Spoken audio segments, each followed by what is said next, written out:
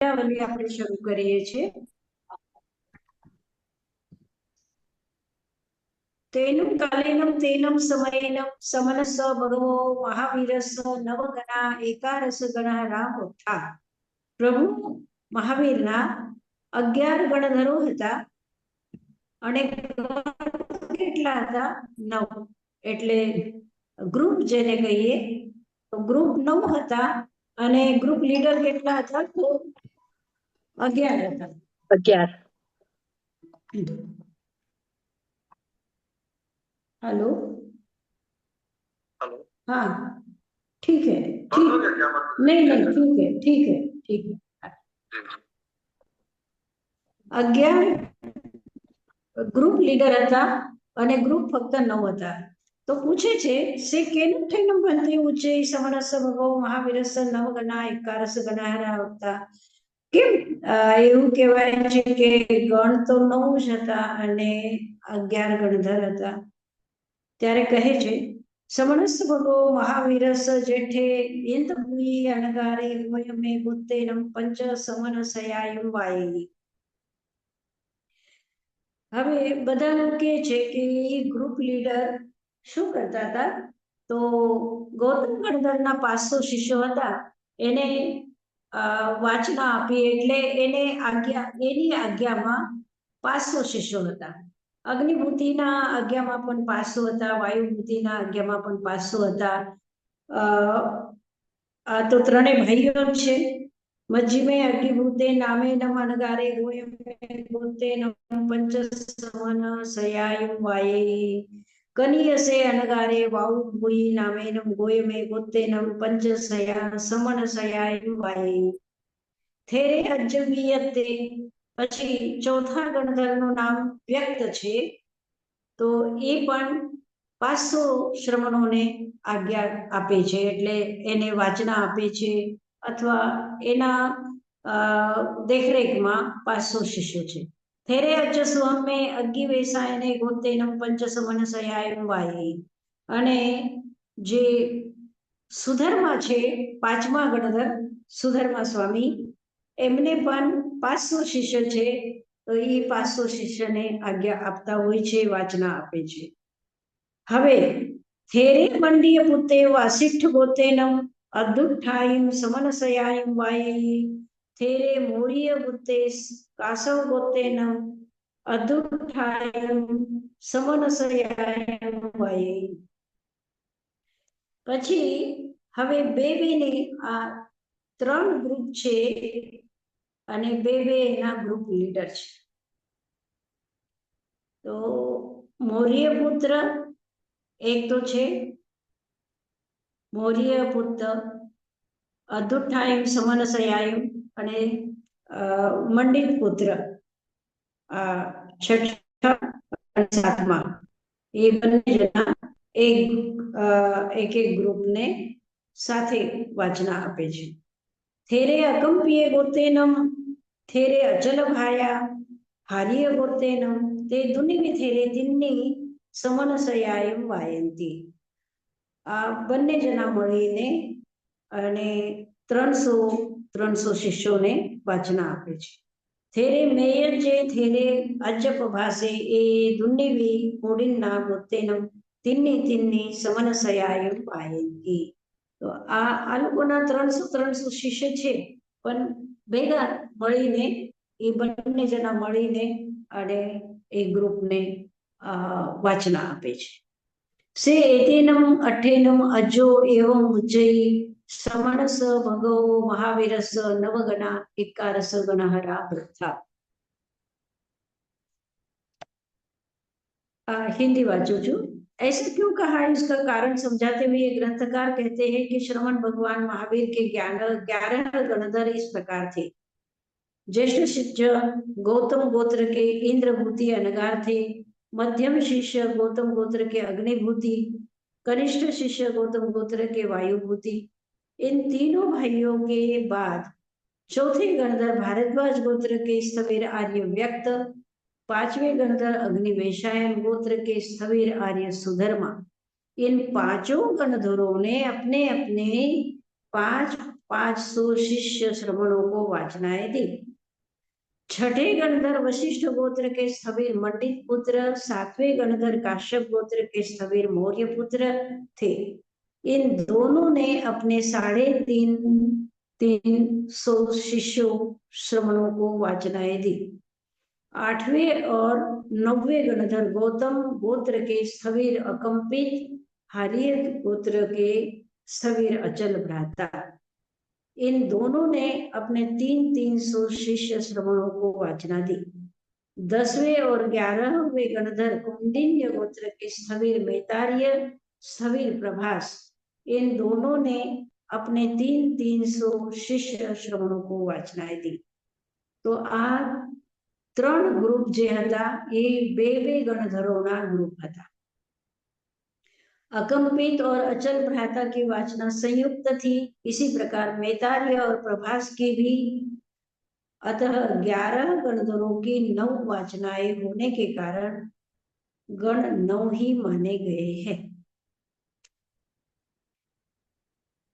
सवे समनस भगो महावीरस एकारस विघ्नहरा द्वाल संगेनो 14 पूर्वेनो सम्मत गनि पीडग धारगा।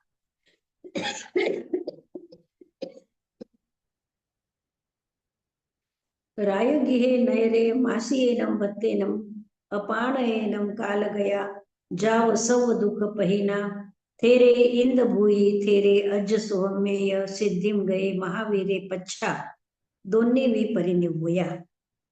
હવે કહે છે કે ભગવાન મહાવીરના 11 ગણધરોમાંથી 9 ગણધર ભગવાન મહાવીરના હોવા છતાં જ એ મુક્તિ પામી ગયા હતા। સાધનાજીમાં એ ગણ કેવી રીતના ડિસાઈડ થાય? કારણ કે 2 ગણધર એક ગણ લેતા હતા, તો એ કેવી રીતના ડિસાઈડ થાય? હા, એટલે 2 ગણધરો મળીને અને એના શિષ્યોને વાચના આપતા હતા। એટલે 2નું સંયુક્ત એક ગ્રુપ થયું। એવી રીતે 2 જણાના એવા ગ્રુપ થયા। એટલે 9 ગ્રુપ થયા અને 11 ગણધર થયા। તો સાધનાજી મહારાજ મથ્યાણ વંદામી હા। જે 2 કરતા હતા એમાં એ લોકો ડિવાઈડ કરીને વાંચના આપતા હતા ને? કોકી મેં એમાં હા। લખ્યું ઇંગ્લિશ ટ્રાન્સલેશનમાં છે કે 300 ને 300 એક ના હતા હા હા એવી રીતે। તો બે ભેગા થઈને એક જ ગણ હતું। એમાં કઈ સ્પેશિયલ ડેલું હશે કે કઈ? એ લોકો હા એ લોકો એકબીજાને સમજીને એને કરતા હશે કે ભાઈ આટલી વાચના તું આપ, આટલી વાચના હું આપું, એવી રીતે। Okay, thank you Sadhanaji. હા, હાજી।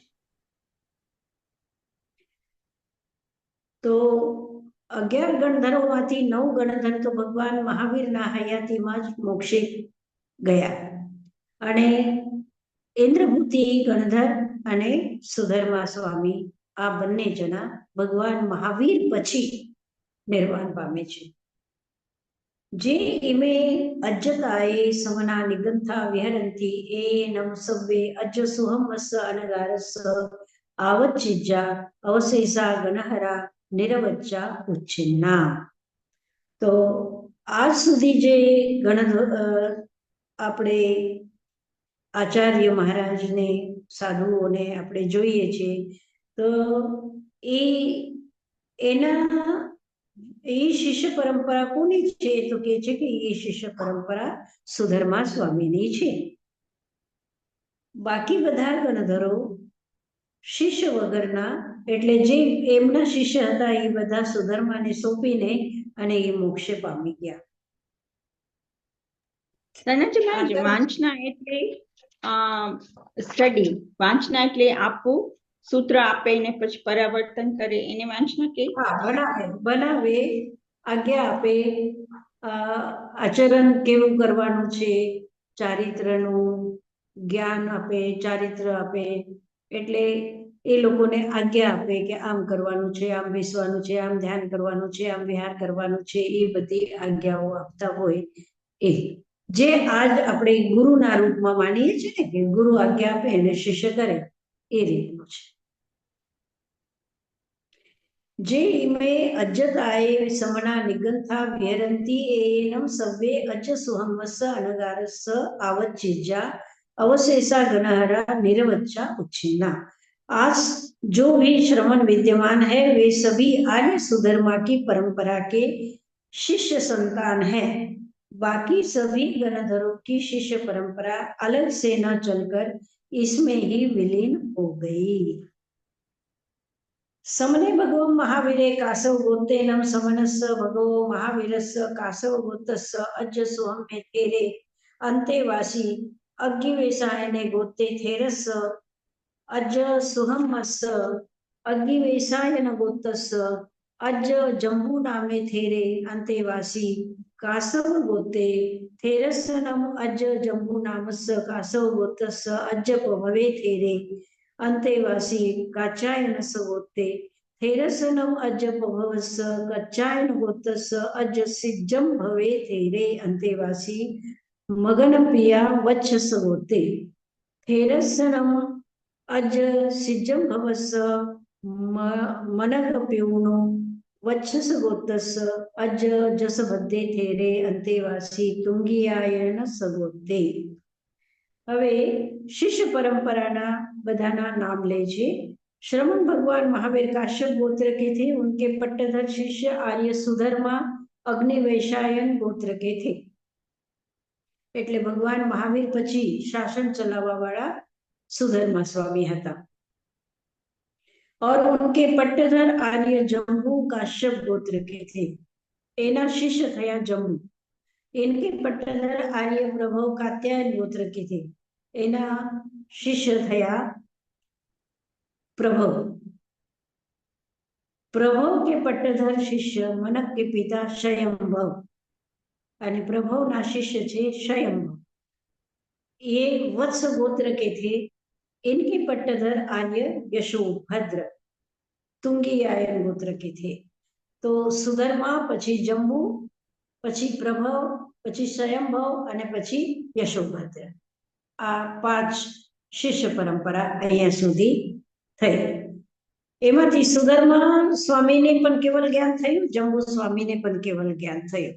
એના પછી પ્રભવ સ્વામી શ્રુત કેવલી, સ્વયંભવ સ્વામી પણ શ્રુત કેવલી, યશોભદ્ર સ્વામી પણ શ્રુત કેવલી છે. અને યશોભદ્ર પછી સંભૂતિ વિજય અને ભદ્રબાહુ આ બે શ્રુત કેવલી છે. ભદ્રબાહુ પંચમ શ્રુત કેવલી કહેવાય છે. તો અહીંયા સુધી શ્રુત કેવલી પરંપરાની પરંપરા રહી. ભદ્રબાહુ જેને આ કલ્પસૂત્ર લખ્યું છે, ભદ્રબાહુ જેને ઓસગહરમ સ્તોત્ર લખ્યું છે, ભદ્રબાહુ જેને 4 છેદ સૂત્ર લખ્યા છે અને બધા આગમોને વ્યવસ્થિત કર્યા છે, એવા ભદ્રબાહુ.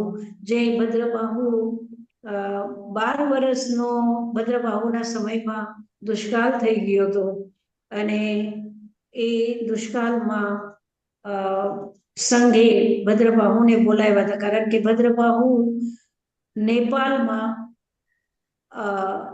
એક મહાપ્રાણ સાધના એ કરતા હતા, ધ્યાન કરતા હતા. અને પહેલા તો ભદ્રબાહુ કહે છે કે ના, હું તો સાધના કરું છું. પછી સંઘ પાછા સાધુઓને મોકલે છે અને પૂછે છે કે મારા આ પ્રશ્નનો જવાબ આપો, અમારા પ્રશ્નનો, કે સંઘ મહત્વપૂર્ણ છે કે વ્યક્તિગત સાધના મહત્વપૂર્ણ છે.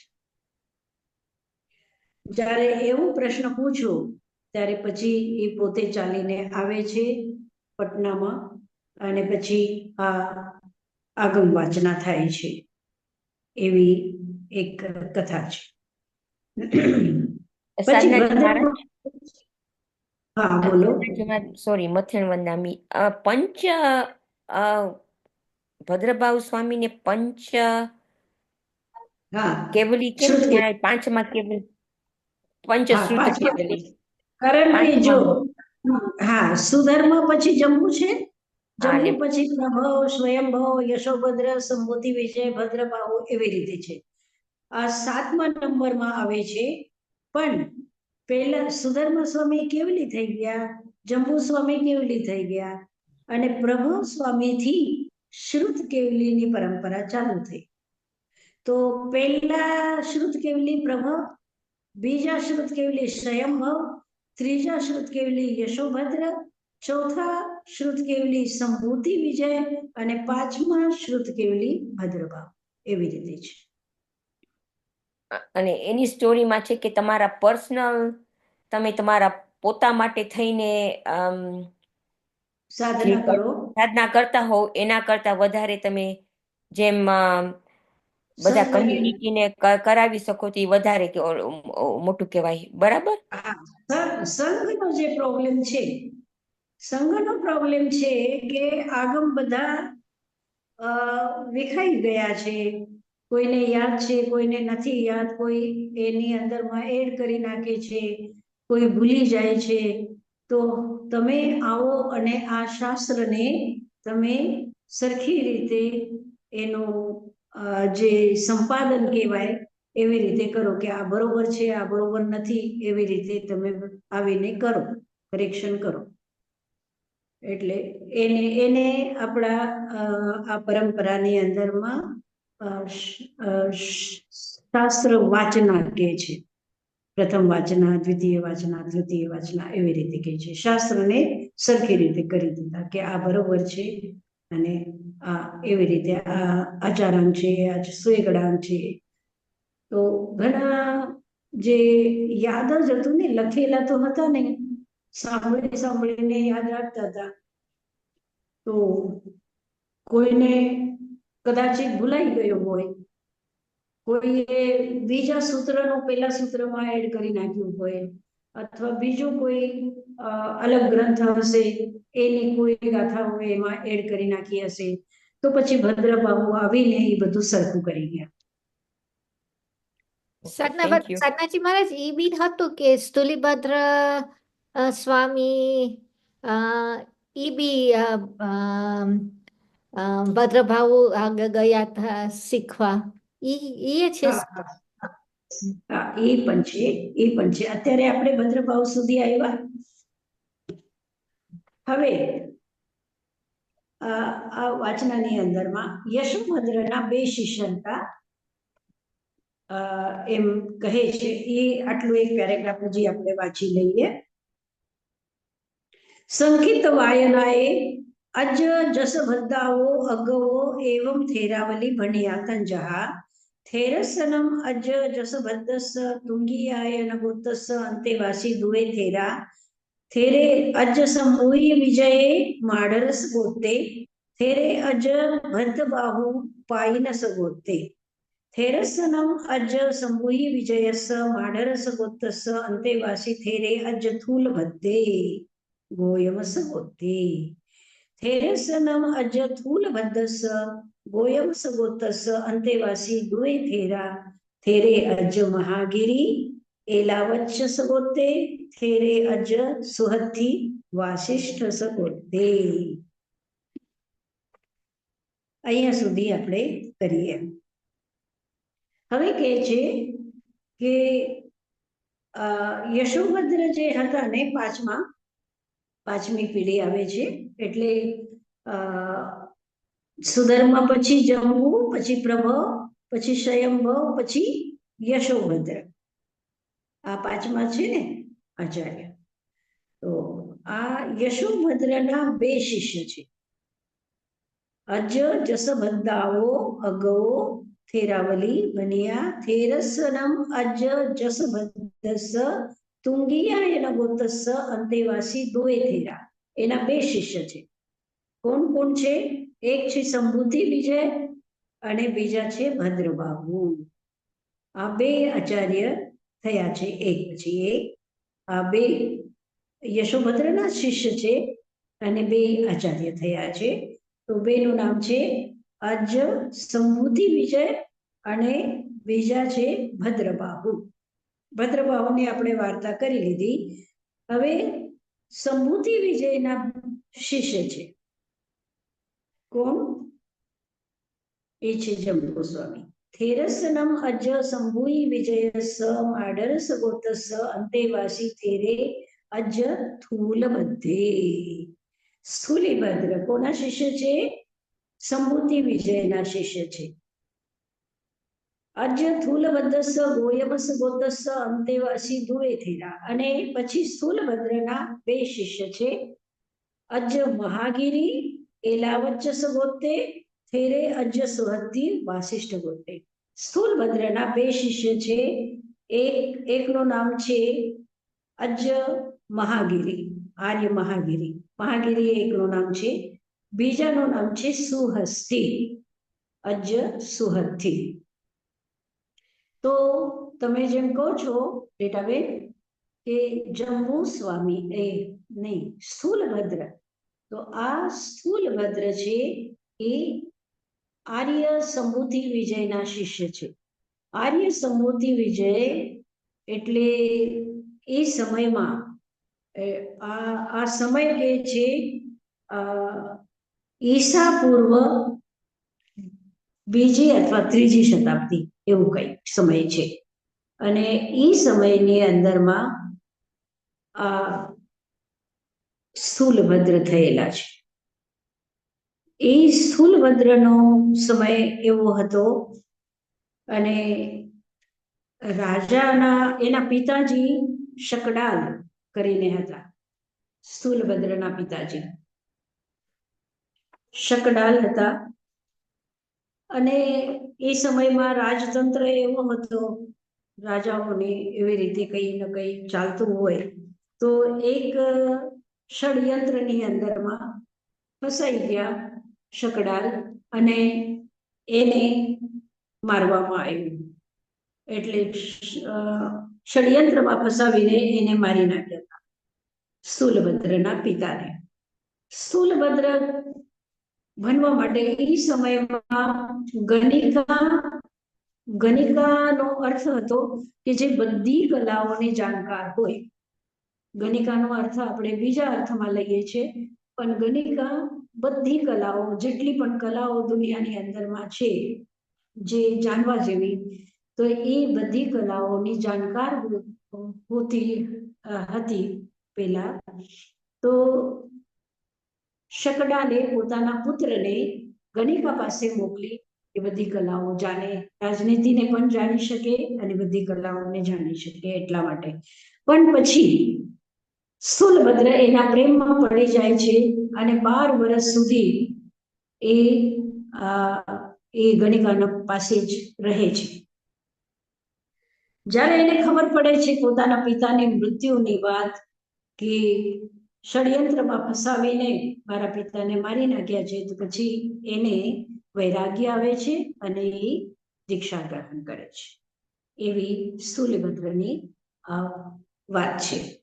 અને પછી સ્થૂલભદ્ર જ્યારે દીક્ષા લઈ લે છે અને જ્યારે આ સંઘની અંદરમાં આ પ્રોબ્લેમ આવે છે કે આ બધા શાસ્ત્રનું સંકલન કરવાની જરૂરત છે, તો સ્થૂલભદ્રને પણ 500 શિષ્યના સાથે સ્થૂલભદ્રને પણ ત્યાં મોકલે છે ભદ્રબાહુ પાસે, નેપાળમાં. તો નેપાળમાં આ બધા શિષ્યો, 500 શિષ્યો અને સ્થૂલભદ્ર જાય છે. તો બધાને શીખવાડે છે, બધાને વાચના આપી રહ્યા છે ભદ્રબાહુ. પણ નેપાળની ઠંડી અને નેપાળની જે ત્યાં અવ્યવસ્થા હશે કે એ લોકોને સુવિધા ન મળી હોય, એટલે 500 ના 500 શિષ્યો બધા ત્યાંથી નીકળી ગયા, પાછા વયા ગયા. પણ સ્થૂલભદ્ર એકલા ત્યાં રહ્યા અને સ્થૂલભદ્ર 14 પૂરબનું જ્ઞાન ભદ્રબાહુ પાસેથી ગ્રહણ કરે છે. પછી સ્થૂલભદ્રની 7 બહેનો હતી. 7 બહેનોમાં યક્ષા, યક્ષદત્તા, ભૂતા, ભૂતદત્તા, સેના, વેના, રેના, એવી રીતે 7 બહેનો હતી. તો એ 7 બહેનો ખૂબ જ વિદ્વાન હતી, એટલે એ લોકોની સ્મરણ શક્તિ બહુ સ્ટ્રોંગ હતી અને એ લોકોએ પણ દીક્ષા લીધેલી હતી. એ તો ઠીક છે, પણ એ બેનો જ્યારે સ્થૂલીભદ્ર સાથે આવે છે તો સ્થૂલીભદ્ર એને એક રિદ્ધિ મળી ગઈ. આ બધું ભણતા હતા તો એની અંદરમાં એક રિદ્ધિ જે હતી એનો પ્રયોગ એને કર્યો અને પોતે સિંહ થઈને બેસી ગયા. એને ખબર હતી કે બહેનો આવશે તો એ ગુફાના દરવાજા ઉપર સિંહ બનીને બેસી ગયા. તો એ બહેનો ડરી ગઈ. તો એટલે આ વાત ભદ્રબાહુને ન ગમી. ભદ્રબાહુએ એને ઠપકો આપ્યો, કીધું કે આવી રીતે આ જે લબ્ધિ હોય એનો પ્રયોગ એવી રીતે કરો તો આ દોષ કહેવાય અને તમારા પ્રભાવને બતાવવા માટે તમે આ પ્રયોગ કર્યો તો આ મહાદોષ છે. તો હવે 10 પૂરબ સુધી ત્યાં ભણી લીધું હતું, એને વાચના લઈ લીધી હતી, પણ હવે 4 પૂરબ બાકી રહી ગયા હતા. તો ભદ્રબાહુએ ના પાડી દીધી કે એનો અર્થ હું નહીં બતાવું, કારણ કે અર્થ બતાવું તો તમે આવી રીતે પ્રયોગ કરી અને તમારી અંદરમાં એ યોગ્યતા નથી, તમારી અંદરમાં એ ગહેરાઈ નથી, એટલે હું એનો અર્થ નહીં કરાવું.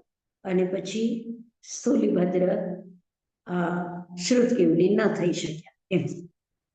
ઠીક છે, આ વાર્તા છે. સાધનાજી, આ દ્રષ્ટિવાદ જે હતું એમાં બી આવા મિરેક્યુલસ પાવર્સ હતા, તો ઈ ક્યારે લુપ્ત થઈ ગયું? હા, એ આ જ સમયમાં લુપ્ત થઈ ગયું છે, જંબુ ગોસ્વામીના સ્થૂલભદ્રના સમયમાં. ને આ આચાર્ય ભદ્રબાહુના એક શિષ્યનું નામ નથી આવતું, તો એમના શિષ્ય? ના, એના શિષ્ય નથી. એના શિષ્ય નથી. સંબુદ્ધિ વિજયના શિષ્ય છે સ્થૂલભદ્ર, એનો ઉલ્લેખ છે. તો પેલા ચંદ્રગુપ્ત મૌર્ય હતા, ચંદ્રગુપ્ત મૌર્ય તો એ બધા ભદ્રબાહુ સ્વામીના અંદર એલા કઈ દીક્ષા લઈ હતી કે ઈ જુદી છે વાત. આમાં એનો ઉલ્લેખ નથી. ઓકે. આ સૂત્રની અંદરમાં એનો ઉલ્લેખ નથી. ભદ્રબાહુ 2 થઈ ગયા છે, તો થઈ શકે છે કે બીજા ભદ્રબાહુની એ શિષ્ય હશે. આ ભદ્રબાહુ માટે અહીંયા આપેલું નથી, એટલે આપણે આ શાસ્ત્રના અનુસાર ભદ્રબાહુના શિષ્યનો ઉલ્લેખ આમાં નથી. આ સંબુદ્ધિ વિજયના શિષ્ય છે સ્થૂલભદ્ર, અને પછી સ્થૂલભદ્રના શિષ્યને આગળ પરંપરા બતાવે છે. ઓકે. તો સાધનાજી મહારાજ, આ ભદ્રબાહુ છે ત્યારે દુકાળ થયો તો ત્યારે સાઉથ ગયા હતા, એ આ ભદ્રબાહુ કે બીજા? ખબર છે, દુકાળ થયો તો ત્યારે એક જૈનના એક બાજુ ગુજરાત બાજુ ને એ બાજુ ગયા અને એક સાઉથ ગયા, જ્યાં આપણું દિગંબરનું બધું સાઉથમાં એસ્ટાબ્લિશ થયું. આ ભદ્રબાહુ કે બીજા હશે? એ બીજા પણ થઈ શકે છે, એનો ઉલ્લેખ આની અંદરમાં નથી. ઓકે, બીજા થઈ શકે છે. તો આ ભદ્રબાહુએ કલ્પસૂત્ર આ ભદ્રબાહુએ રચિત ને? આ ભદ્રબાહુ કલ્પસૂત્ર આ ભદ્રબાહુએ રચિત? આ ભદ્રબાહુ કલ્પસૂત્ર રચેલું છે. અને કારણ કે પંચમા શ્રુત કેવલી એ જે ઉલ્લેખ છે એ 5મા શ્રુત કેવલી આ કલ્પસૂત્રના જ વાચક છે. અને આર્ય સુહસ્તી જે સ્થૂલભદ્રના શિષ્ય હતા એનો સમય બતાવે છે સમ્રાટ સંપ્રતિનો. આર્ય સુહસ્તીને સમ્રાટ સંપ્રતિનો સહયોગ મળેલો અને ત્યારે ખૂબ દૂર દૂર સુધી જૈન ધર્મનો પ્રચાર કરેલો. સંપ્રતિ એટલે અશોકના પોતા, દીકરાના દીકરા. સાધનાજી મહારાજ, આ જે ભદ્રબાહુ સ્વામીએ જે ડિસિશન લયું કે સ્થૂલીભદ્ર સ્વામીને વધારે નહીં શીખાડે, બસ જે 10 પૂર્વનું જ્ઞાન હતું એટલું જ, વધારે નહીં.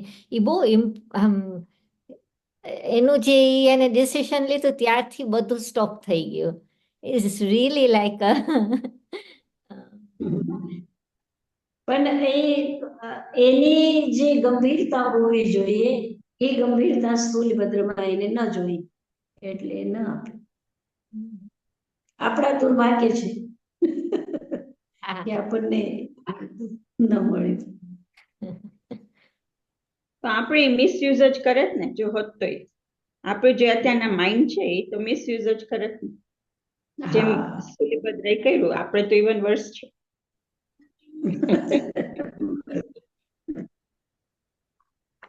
અચ્છા, તો હવે આપણે પાર્શ્વનાથની સ્ટોરી જોઈ લઈએ થોડી.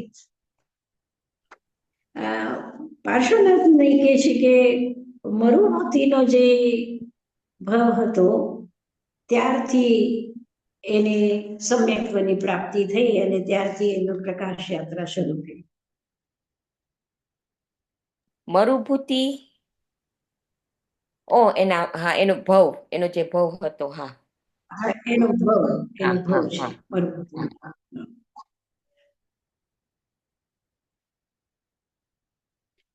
આ જે એની અંદરમાં પાઠ છે, આ પેજ નંબર રીટાબેન 141 છે, પેજ નંબર આ ચોપડીમાં જ્યાં મરુભૂતિનું વર્ણન આપેલું છે. મહારાજ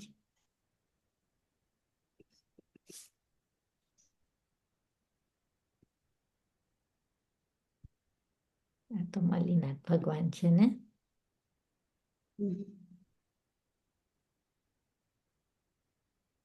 શાંતિનાથ ભગવાન.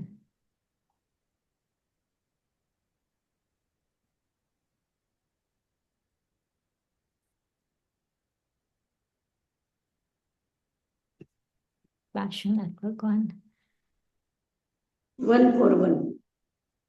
આમાં મને લાગે છે પેજ નંબર થોડાક જુદા છે. અચ્છા. સારું છે. પાર્શ્વનાથ ભગવાનનું તો ઉપર હશે. अरे वाह, कई वांधो नहीं, હું વાંચું છું. ओके. प्रथम मरुभूति का प्रथम भाव पार्श्वनाथ के जीव ने आत्मशुद्धि की दिशा प्राप्त की थी मरुभूति के रूप में. भरत क्षेत्र के पोतनपुर नगर में विश्वभूति पुरोहित के घर जन्म लिया मरुभूति ने. એને મરુભૂતિ નામનો જે પાર્શ્વનાથનો જીવ છે એને પોતનપુર નગરમાં વિશ્વભૂતિ પુરોહિતના ઘરે જન્મ લીધો. उनके बड़े भाई का नाम था कमठ. ज्येष्ठ पुत्र होने के नाते पिता की मृत्यु के बाद कमठ ही राजपुरोहित पद का अधिकारी था. અહીંયાથી જ આ દ્વેષની ભાવના ઉત્પન્ન થઈ છે. કમઠ મોટા હતા અને મરુભૂતિ નાના હતા. તો પિતા રાજપુરોહિત તો એનો દીકરો પણ રાજપુરોહિત થાય. એ જમાનામાં એવી રીતનો નિયમ હતો. તો મોટો દીકરો જે હતો કમઠ, તો राजपुरोहित पद कोने મળવું જોતું હતું? કમઠને. परंतु उसके क्रूर, अभिमानी और व्यभिचारी होने के कारण मरुभूति को राजपुरोहित का पद नहीं मिला. એટલે એના પિતાજીએ, કારણ કે યોગ્ય નહોતો કમઠ, એટલે એને રાજપુરોહિતનો પદ ન મળ્યું. લંપટ કમઠ મરુભૂતિ કે તો આ મરુભૂતિને રાજપુરોહિત पद आप्યું. लंपट कमठ मरुभूति की स्त्री वसुंधरा पर आसक्त हो गया. હવે પુરોહિત કોણ બની ગયા? મરુભૂતિ પુરોહિત બની ગયા. તો આ જે એને પદ ન મળ્યું તો એના કારણથી આ મરુભૂતિના પ્રતિ દ્વેષ ભાવના એની ઉત્પન્ન થઈ ગઈ. અને પછી એના જ પત્ની સાથે, એટલે મરુભૂતિના પત્નીના સાથે એને સંબંધ જોડવાની કોશિશ કરી. लंपट कमठ मरुभूति के स्त्री वसुंधरा पर आसक्त हो गया. और उसे वासना जाल में फंसा लिया। कमठ की पत्नी को ज्ञात होने पर उसने अपने पहले कमठ को समझाने की चेष्टा की, और जब वह नहीं माना तो मरुभूति को सब कुछ बता दिया। तो કમઠની જે પત્ની છે એને કમઠને સમજાવવાની કોશિશ કરી કે તું આવી રીતે નહીં કર, આ વાત ખોટી છે, આ તારે ન કરવું જોઈએ, એવી રીતે સમજાવવાની કોશિશ કરી, પણ એ ન સમજ્યો. પછી એને મરુભૂતિને બતાવી દીધું કે આવી રીતે થઈ રહ્યું છે. मरुभूति ने चतुराई से इस बात की सत्यता का पता लगाया, राजा को सूचना दी, અને પછી જ્યારે એને ખબર પડી કે આ વાત સાચી છે ત્યારે એને રાજાને સૂચના આપી દીધી. उसने कमठ को निर्वासित कर दिया. પછી રાજાએ એને રાજના બારે નિકાળો આપી દીધો. કમઠ તાપસ બન ગયા. પછી રાજ્યના બારે જઈ અને એ તપસ્વી બની ગયો, तप करने लगा. कुछ समय बाद मरुभूति उससे अपने द्वारा किए गए कष्ट के लिए क्षमा मांगने गया. तो खूब मोटो तपस्वी થઈ ગયો અને મરુભૂતિને એમ થયું કે મારા કારણથી એને આટલો કષ્ટ થયો છે, તો લાવ હું ક્ષમા માંગી લઉં જઈને. અને એ જાય છે અને ક્ષમા માગે છે. मरुभूति निश्चल हृदय से कमठ को नमन करने झुका तो कमठ ने उसके सिर पर एक भारी पत्थर का प्रहार किया और उसका प्राणांत हो गया. तो मरुभूति જ્યારે નમન કરે છે કમઠના સામે, તો માથું ઝુકાવેલું છે, નમન કરે છે, કહે છે, ક્ષમા માગે છે, અને એ જ ટાઈમમાં ઓલો કમઠ શું કરે છે, મોટો બધો પથ્થર લઈ અને એના માથામાં મારી દે છે. તો એ ત્યાંનું ત્યાં એનો પ્રાણ નીકળી જાય છે. હવે બીજા આપણે કહીએ તીર્થંકર ભગવાનના આપણે ગણીએ ભાવ, તો એમના જે સમ્યક દર્શનથી થાય ત્યાંથી સ્ટાર્ટ થાય. તો આમાં આવતું નથી કે મરુભૂતિને કેવી રીતના સમ્યક દર્શન થયું. એવું નથી આપ્યું.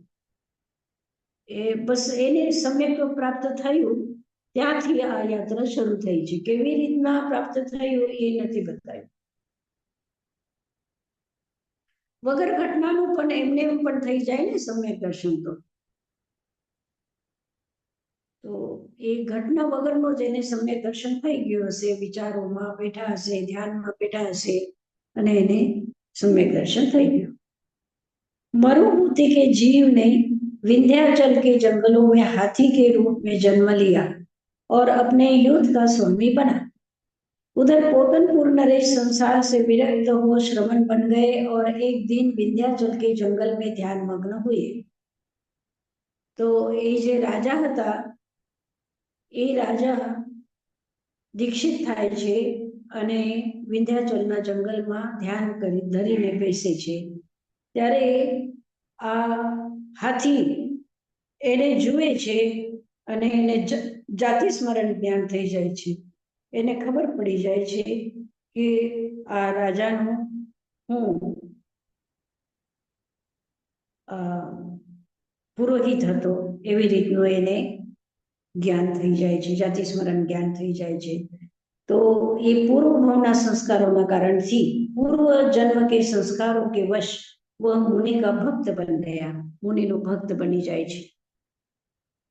एक बार जब आग लग गई तो वह गजराज प्राण बचाने के लिए एक सरोवर में जाकर खड़ा हुआ. कमठ का जीव कुरकुट जाति का सांप बन गया. कमठ मरीने एक सांप बनी गयो. ये सांप ने एक जाति हुई छे कुरकुट सांप. तो ये कुरकुट सांप बनी गयो. उसने सरोवर के बीच खड़े गजराज को देखा तो पूर्व जन्म का वैर उसके मन में जाग उठा. उसने गजराज के मस्तक पर डंक मारकर सारा विष उसके शरीर में उंडेल दिया. गजराज ने समता पूर्वक विष की पीड़ा को सहन किया और शांति से शरीर छोड़ दिया. तो त्या हाथी बन्यो तो मरुभूतिनो जीव અને સાપ બન્યો તો કમઠનો જીવ.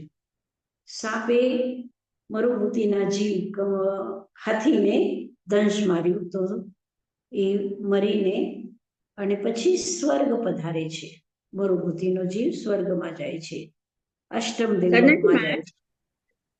આ જાતિ સ્મરણ જ્ઞાન મતિ જ્ઞાનનું શપશમના લીધે થાય, એનું પ્યોરિફિકેશન વધારે હોય કે એમાં કઈ ચિંતન કરવું પડે એના ઉપર તો થાય? કેવી રીતના થાય? હા, ચિંતન તો હોય, ચિંતન તો હોય. એટલે સમજો કે કોઈ વસ્તુ જોઈ અને એ વસ્તુ પહેલી વખત જ જોઈ હોય, છતાં પણ એમ આપણને લાગે કે આ મેં ક્યાંક જોઈ છે, અને પછી એના ઉપર એ ચિંતન કરે છે. જ્યારે એ ચિંતન કરે છે તો પછી અંદર અંદર અંદર અંદર પછી લાંબી એની સ્મૃતિ ત્યાં સુધી પહોંચી જાય છે અને એને જાતે સ્મરણ થઈ જાય છે. मरुभूति के जीव ने तीसरे भव में 8वें सहस्रार नामक देवलोक में जन्म लिया। चतुर्थ भव राजकुमार किरण वेग। હવે એ અષ્ટમ દેવલોકમાં એને જન્મ લીધો અને ઓલો તો નરકમાં જાય છે, કમઠનો જીવ, અને આ સ્વર્ગમાં જાય છે. પછી ત્યાંથી ચવીને ચતુર્થ ભવમાં મરુભૂતિનો જીવ જે છે એ કિરણ વેગ નામનો राजकुमार થઈ જાય છે.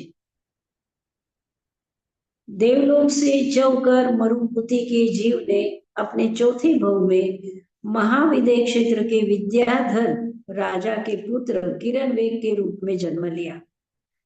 महाविदय क्षेत्र में जन्म ले छे, एनु नाम किरण वेग छे। युवावस्था में क्रीड़ा करते समय संध्या की लालिमा देख उसे सहसा वैराग्य उत्पन्न हो गया। मुनि अवस्था में वह पुष्करवर द्वीप के हिमशैल पर्वत पर ध्यानारूढ़ था।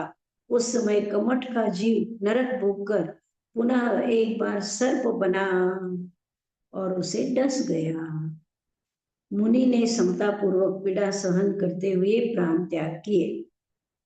तो त्या पण એ ચતુર્થ ભવમાં કમઠનો જીવ સાપ બને છે, મરુભૂતિનો જીવ એક રાજકુમાર બને છે અને આનો જીવ સાપ બને છે.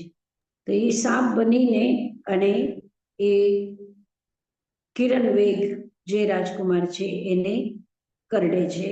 તો ત્યાં ચવીને ત્યાંથી ચવીને પછી પાછા અચ્યુત કલ્પ દેવલોકમાં જાય છે, 5વા भव। अपने 5वें भव में मरुभूति का जीव अच्युत कल्प में देवता के रूप में जन्मा। षष्ठ भव वज्रनाभ मुनि। मरुभूति का जीव 6ठे भव में पश्चिम महाविदय क्षेत्र की शुभंकरा नगरी के राज वज्रवीर्य के पुत्र के रूप में जन्मा। अने पछी 6ठा भव में ई वज्रनाभ नामनो राजकुमार थाय छे। क्षेमंकर तीर्थंकर का प्रवचन सुन वे श्रमण बन गए। त्या क्षेमंकर तीर्थंकर महाविदय क्षेत्र में एनो प्रवचन सांभळे छे अने ए श्रमण बनी जाय छे। एकदा जब वे ध्यानमग्न खड़े थे तो कमठ के जीव ने जो इस जन्म में भील के रूप में जन्मा था उन्हें बाण से बींध दिया। वज्रनाभ मुनि शुक्ल ध्यान पूर्वक देह त्याग दी।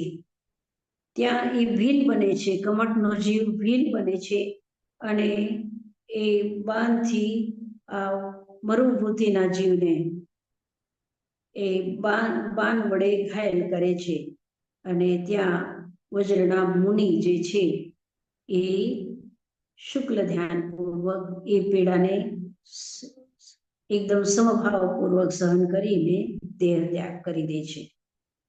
सप्तम भवमां ए ग्रैवेग देवलोकमां उत्पन्न थाय छे। मध्यम ग्रैवेग देवलोकमां ए उत्पन्न थाय छे।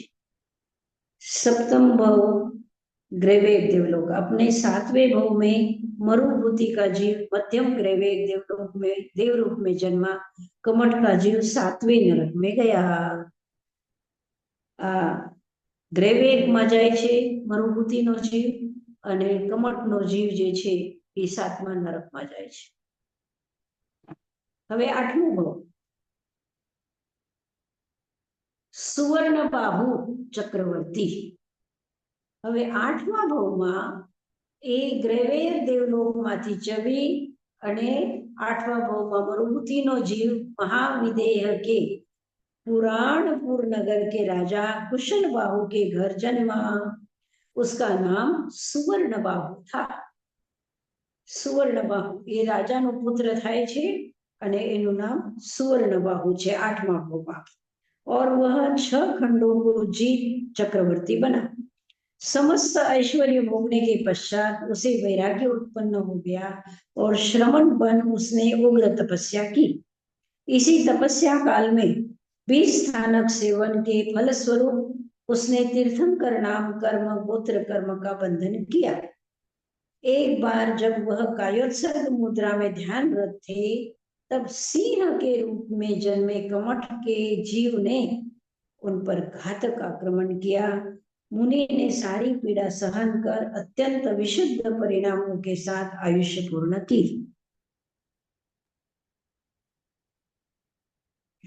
ક્યારેક સર્પ બનીને તો ક્યારેક વાઘ બનીને તો ક્યારેક ભીલ બનીને એવી રીતે પાર્શ્વનાથ ભગવાનને એ મારતું હોય છે. સતનાજી મહારાજ ઇન્ટરેસ્ટિંગ છે કે પાર્શ્વનાથ ભગવાનનું જે આત્મા હતું એમને રિએક્શન ના કર્યું, સમતા ભાવમાં સહન કર્યું ઘણા આ લાઈવ્સમાં, પણ તો બી કમઠ એમની પાછળ જ હતા. તો ફ્રોમ કર્મ પર્સપેક્ટિવ કેવી રીતે એ થાય? જો એક ફેર આપણે રિએક્શન ના કરે તો આપણે એ સાયકલ છોડી દીધું, પણ કમઠની સાયકલ કેરી ઓન કર્યું તો એ કેવી રીતે એ થાય આપણું કર્મ સિદ્ધાંત? હા, એમાં પાર્શ્વનાથ ભગવાન તો કોઈ રિએક્શન નથી કરતા, એ બરોબર છે. પણ આ જે કઈ પૂર્વ ભાવનું હશે કદાચ એના પેલા ભાવનું હશે, મરુભૂતિના પેલાના ભાવનું પણ હશે, હોઈ શકે છે.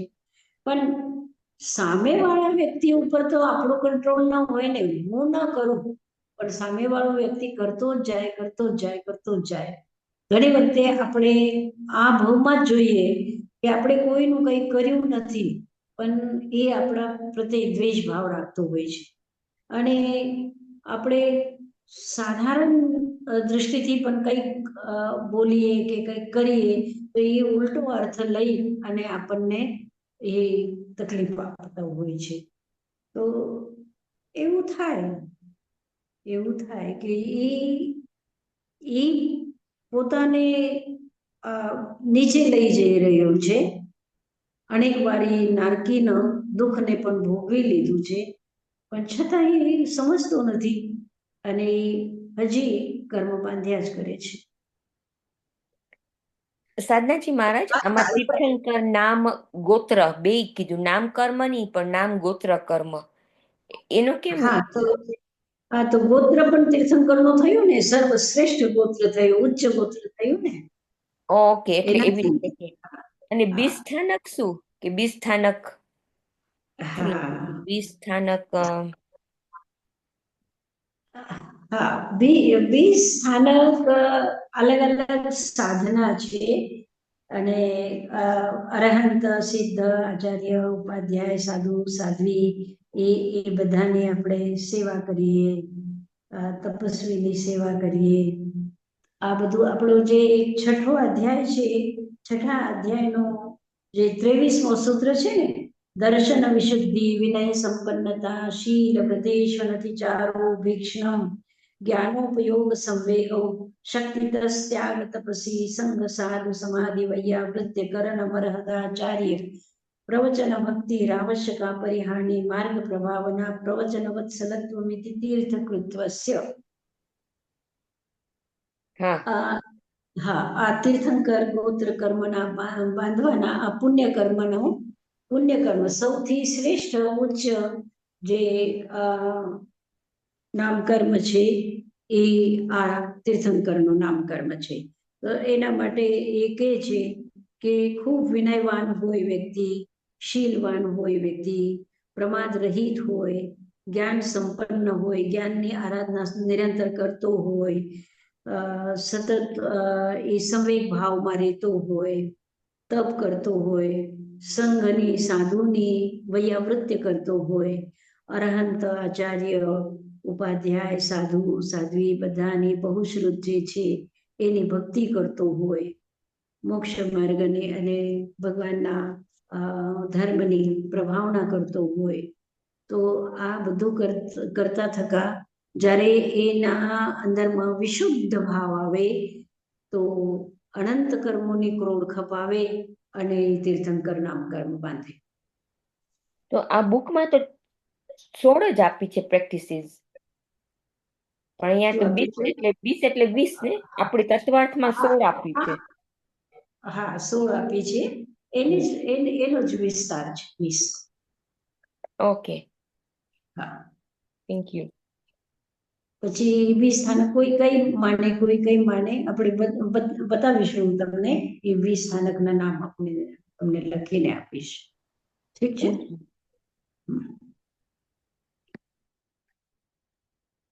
તો આ પરંપરા બંને તરફથી નથી, આ એક તરફથી છે. જેવી રીતે કોઈનો એક તરફા હોય ને, એક તરફા દ્વેષ હોય અથવા એક તરફા પ્રેમ હોય, પ્રેમ પણ એક તરફા હોય અને द्वेष पण एक तरफा हो सके छे। अपने नवे भव में मरुभूति का जीव प्राणथ देवलोक में देव रूप में जन्मा, कमठ का जीव नरक में गया और हवे 10मो भव छे आ पार्श्वनाथ भगवान नो। 9 भव पेला कर्या तो ए 9 भव में कमठ द्वेष भाव राखतो गयो अने द्वेषना कारणथी मरुभूतिना जीवने पार्श्वनाथना जीवने तकलीफ आपतो गयो अने पार्श्वनाथनो जीव सहज भावमां ए तकलीफनो वधारे अंदरमां न लईने अने सहज भावमां ए तकलीफने झेल्या करी। हवे आ 10मा भावमां मरुभूतिनो जीव पार्श्वनाथ थाय छे, तीर्थंकर पार्श्वनाथ थाय छे। प्राणथ देवलोक से च्यवन कर मरुभूमि का जीव वाराणसी नगरी के अश्वसेन राजा और रानी वामा देवी की कोख में अवतरित हुआ। ठीक है। आ पार्श्वनाथ भगवान ना पहला भवनी बधी कहानियों छे। ठीक है। थैंक यू सरनाथ महाराज। हाजी हाजी। હવે આપણે પ્રશ્નોત્તર કરી લઈએ આપણે। સાધનાજી મહારાજ મથેર મંદમે હાજી મને પૂછ્યું હતું કે પાર્શ્વનાથ ભગવાનના કેમ 108 ડિફરન્ટ નામ છે? ઇઝ ઇટ બીકોઝ એના એટલા ગુણ હતા કે બધા sort of like nicknames હતા કે કેમ એક તીર્થંકર like Parshvanath has 108 names?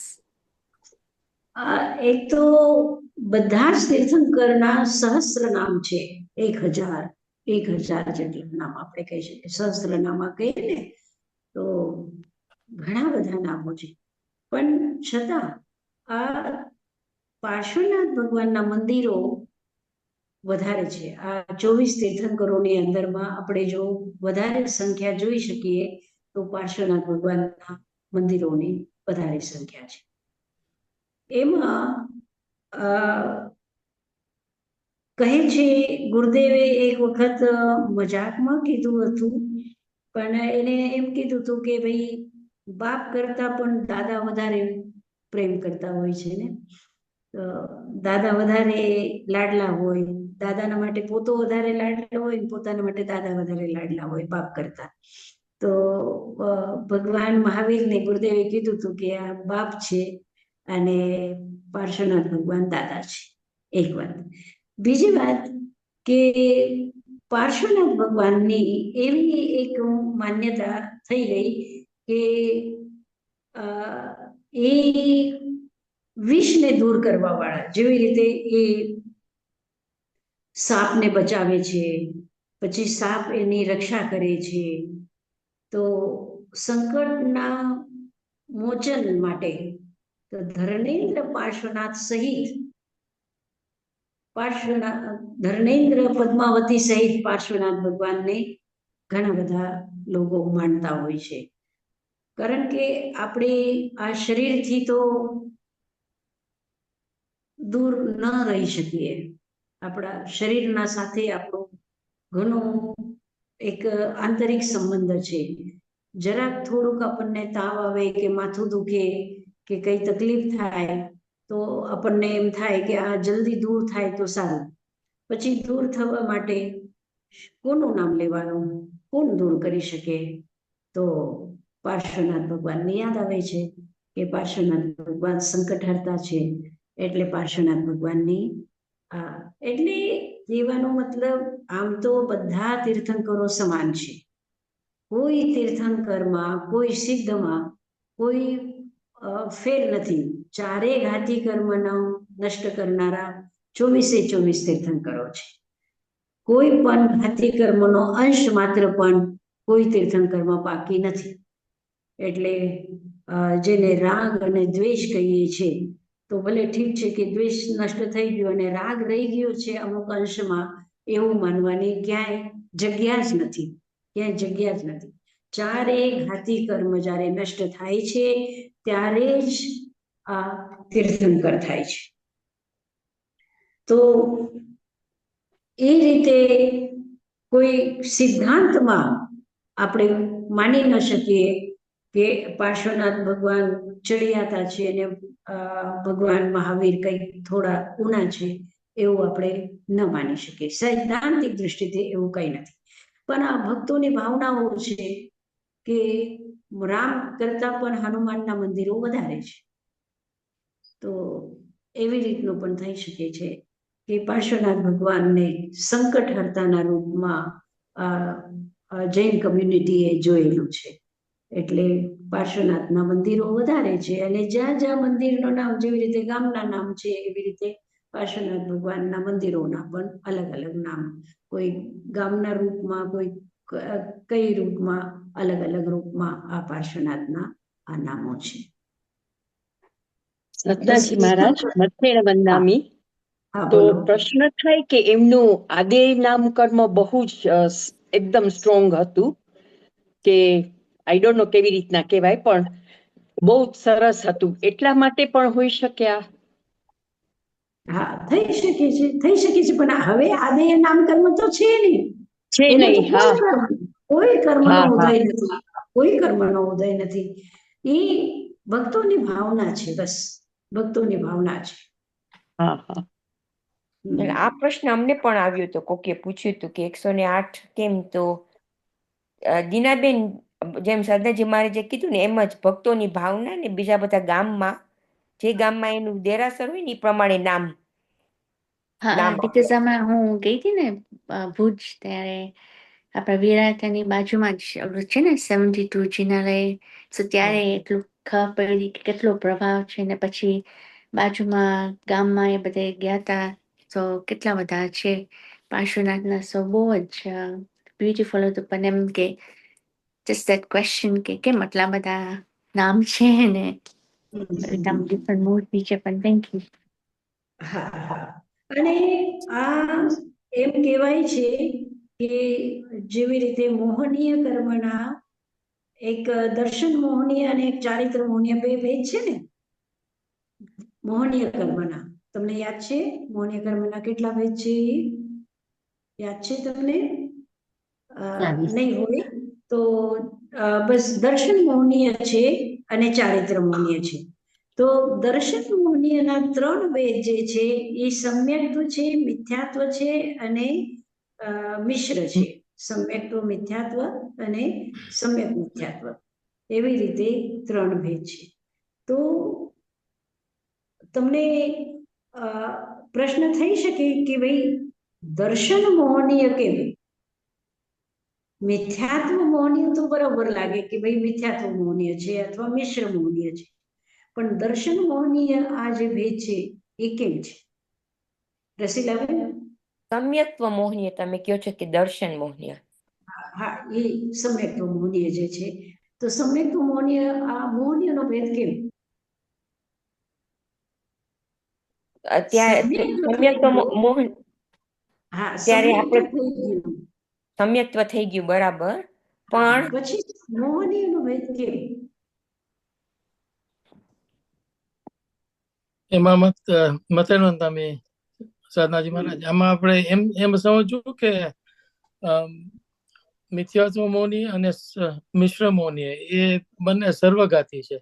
જ્યારે સમ્યક્ત્વ મૌન્ય કર્મ એ દેશઘાતી છે. એટલે ઓલા બે જે છે એને જે હાજરી હોય તો તમને સમ્યક્ત્વ ન થાય. જ્યારે સમ્યક્ત્વ મૌની હાજરી હોય ત્યારે સંકિત ભલે તમારું ડગે પણ તમારું સંકિત જાય નહીં.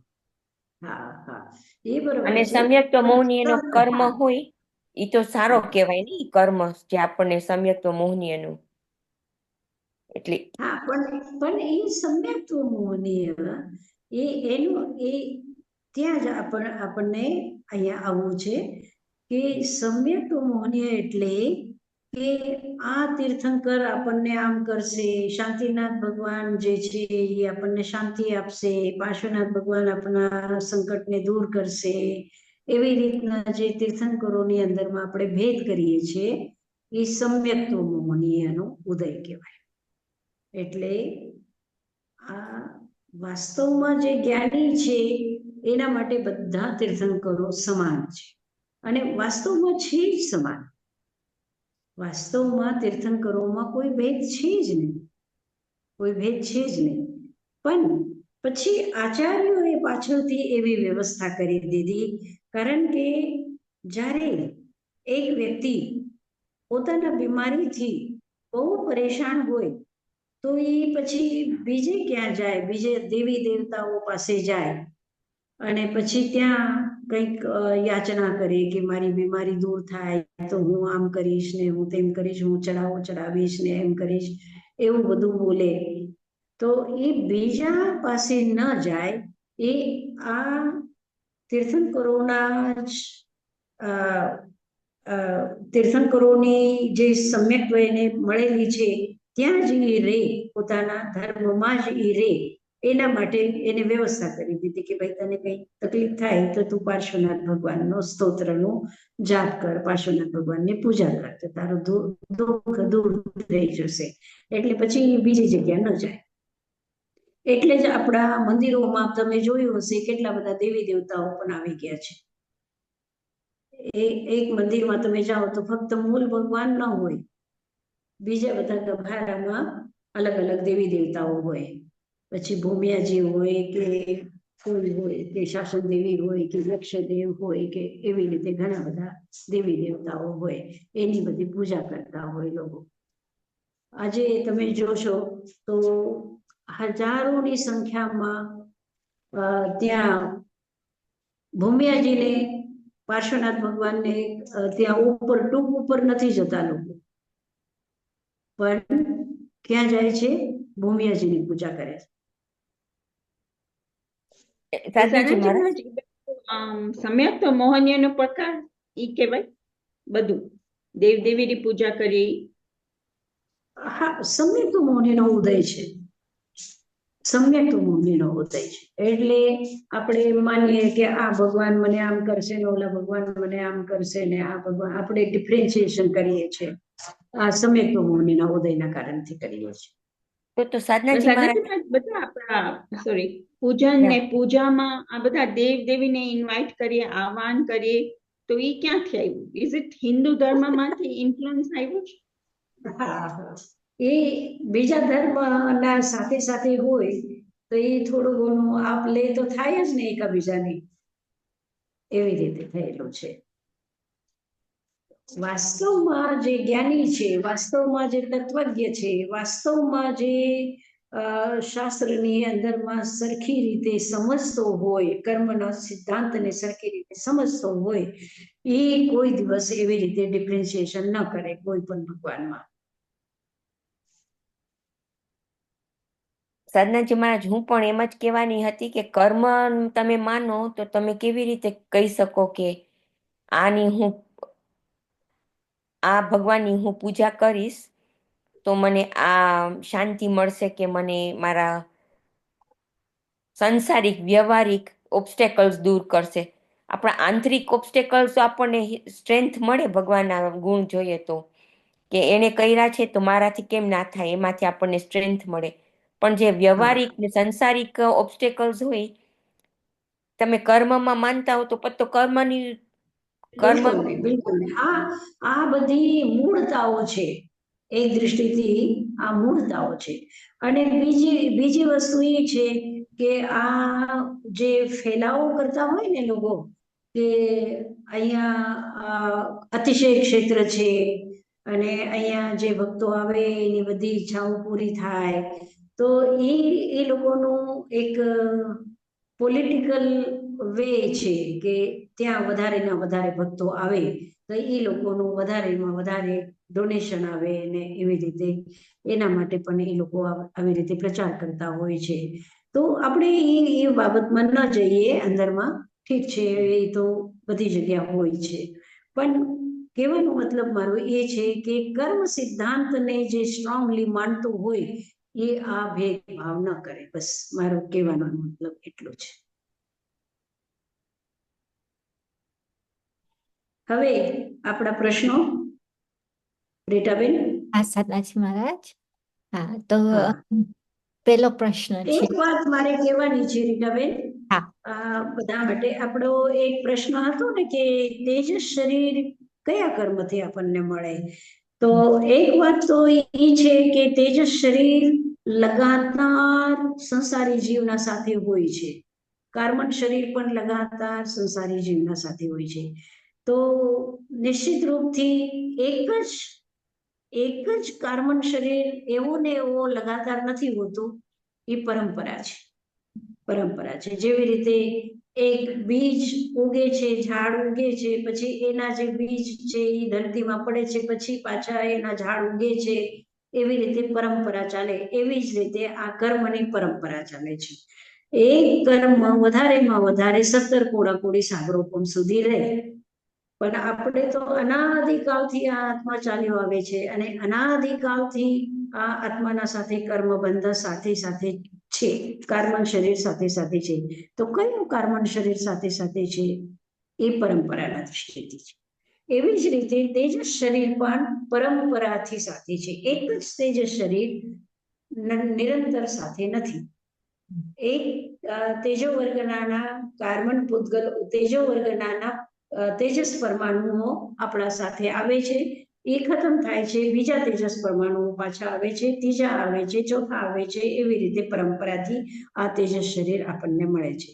તો તેજસ શરીરનું સ્વરૂપ શું છે એ મને કહેવું હતું કે તેજસ શરીર નિશ્ચિત રૂપથી સૂક્ષ્મ છે.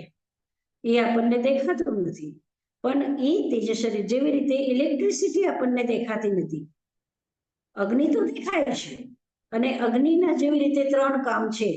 અગ્નિનો એક કામ છે કે એ દીપકના સાથે જોડાય અગ્નિ તો આપણને પ્રકાશ મળે.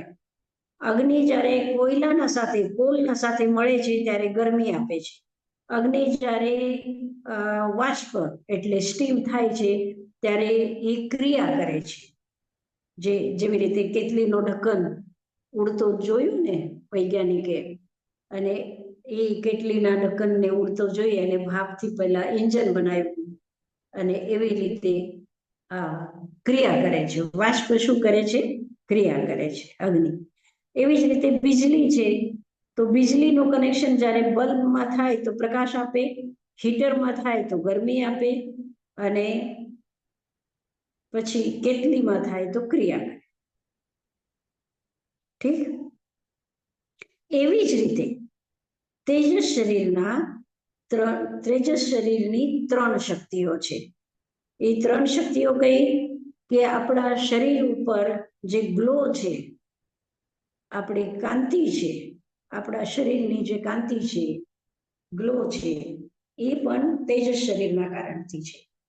આપણા પેટની અંદરમાં પચાવવાની જે શક્તિ છે, જેને જઠરાગ્નિ કહેવાય છે, એ પણ તેજસ શરીર છે. આપણા નસમાં જે લોહી દોડે છે, જે બ્લડ નો સર્ક્યુલેશન થાય છે, એ પણ તેજસ શરીરના કારણથી છે. મરેલું શરીર હશે તો મરેલા શરીરમાં કાંતિ નથી હોતી, તરત જ કાળો પડી જાય. મરેલા શરીરમાં જઠરાગ્નિ નથી હોતી એટલે એને ભૂખ નથી લાગતી શરીરને. તો એવી રીતે આપણે જોઈએ છે કે આ તેજસ શરીરના આકાર છે. અને તેજસ શરીરને આપણે જુગનું જોઈએ છે ને, જુગનું એટલે ગ્લોવર્મ જેને કહો છો તમે, તો એ ચમકતું હોય છે. એ શું છે? એ તેજસ શરીરનું જ કારણ છે. એવી જ રીતે માછલીઓ પણ સમુદ્રની અંદરમાં હોય છે કે જે ચમકતી હોય છે. એવી જ રીતે જંગલમાં ગુફાઓમાં પણ એવા મોટા મોટા પ્રાણીઓ હોય છે જે ગ્લો કરતા હોય છે. તો આ બધા તેજસ શરીરના કારણ છે. ઠીક છે, હવે પ્રશ્ન પૂછો.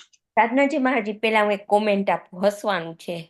અમે જેમ ઉંમર થઈ ને, અહીંયા ઠંડી બહુ હોય તો વધારે ઠંડી પડે, તો હું એ જ વિચાર કરતી હતી કે તેજસ શરીર ઓછું થતું જાય છે. પછી મને વિચાર છે પણ કર્મ ભેગું કર્મ ભેગું જ જાય છે. કોઈ કેમ બ્લડ ને વોર્મ રાખવા માટે તમારું શરીરમાં ઈ જોઈએ ને શક્તિ. તો મને એમ થાય તેજસ શરીર ઓછું થાય છે, તો પણ કાર્મિક બોડી સાથે જ જાય છે, તો આ કેમ ઓછું થાય છે? પણ તમે હમણાં સમજાયું કે ઈ પૂરું થાય પછી બીજું આપણે ગ્રહણ કરીએ. બીજા ભાવમાં જાતા હશું ત્યારે વચમાં બીજા ગ્રહણ કરી લેતા હશું ને? હા, એ કાર્બન શરીર સાથે જ છે ને. એ કાર્બન શરીરના કારણથી આપણે આ તેજસના પૂતગલો પણ લઈએ છીએ અને કર્મના પૂતગલો પણ લઈએ છીએ. હા, બરાબર છે. હા, બરાબર. ઓકે, હા, થેન્ક યુ. તો સાધનાજી મહારાજ, જેમ કર્મ રાગ દ્વેષથી આવે એમ તેજસ રાગ દ્વેષથી જ આવે. પણ પછી તીર્થંકર ભગવાનની તેજસ શરીર તો હોય, તો એને રાગ દ્વેષ તો નથી, તો એના કર્મ તો નથી આવતા, તો કેવી રીતના આવે? ના, તેજસ શરીર રાગદ્વેષના કારણથી હોય છે એવું નથી. એ કારણ કે એ સંસારમાં છે, બસ એક જ કારણ છે કે એ સંસારમાં છે આત્મા, ત્યાં સુધી તેજસ શરીર એનું વર્ક કરતો હોય છે, એનું કામ કરતો હોય છે.